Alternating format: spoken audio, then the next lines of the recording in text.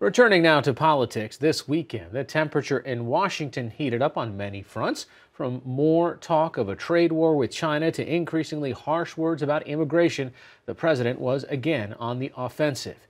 Is there a theme to the president's words? NewsHour Weekend special correspondent Jeff Greenfield is here with some perspective, a thread, a through line.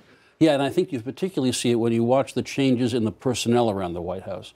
One thing that Trump has been totally consistent about for decades is we're being ripped off by foreigners. They're eating our lunch in every trade deal, and they're sending marauding bands of immigrants across our borders to do terrible things. Now that's policy. So you have the idea of a trade war, which he says you can win easily, coupled with the extremely harsh rhetoric about immigrants. Now they're voting illegally all over California. And I think the threat is that when you look at who now is surrounding the president, Gary Cohn, who was a free trader, is gone as a key economic advisor, replaced by Larry Kudlow, who thinks that tariffs are terrific. The so-called internationalists, like McMaster, the national security advisor, Rex Tillerson, as Secretary of State, they're gone, replaced by John Bolton and probably Mike Pompeo, much more nationalistic in their approach. So the idea that we heard a couple of years ago that, well, the grown-ups will restrain Trump and put him on a more conventional course. No, the people around him now, in fact, are reinforcing those very core instincts of the president's. What are the political consequences of this for House and Senate candidates up for re-election in just a few months?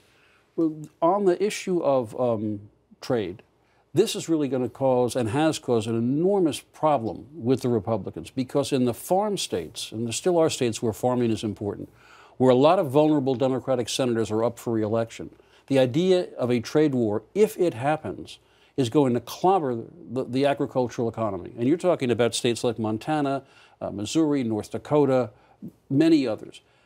The problem for the Republicans is, broadly speaking, the president is so popular among Republicans that they're caught. They can't attack him. He's the leader of our party. But they don't want to see a trade policy like he's enunciating become reality. The other thing I think to remember about this is one of Trump's notions about himself is he's a master negotiator. And The Art of the Deal, to quote one of his books, suggests that you begin with a kind of maximalist opening bargaining stance. If that were to work, if his threats result in a deal with China where they curb some of their clearly unfair practices, that's going to be a win. But the question is whether China is amenable to that kind of negotiation. That is very much up in the air and could be a huge political problem for the Republicans in the fall. So in the topic of immigration, would that now, his actions again, be consistent with this sort of thesis that you can read about in his books? I think it's more primal than that. This is something that he has talked about from the time when he was a feature of New York tabloids. And I think one of the things that we saw this week is the other thing about Donald Trump is he's a showman, right? He plays to the base. So he goes to an event that's supposed to celebrate the tax cuts. And what does he do? He literally throws away the prepared takes. This is boring. That would have been a little boring. A little boring. And goes off on one of his harshest rants yet about illegal immigrants. I mean, to me, it's like he knows what gets the crowd going. You know, what are we going to do? Build a wall. Who's going to pay for it? Mexico. And when Trump stands up in front of a crowd, it's kind of like a Led Zeppelin reunion. You know you're going to hear Stairway to Heaven. Right. And you're going to hear him bash immigrants.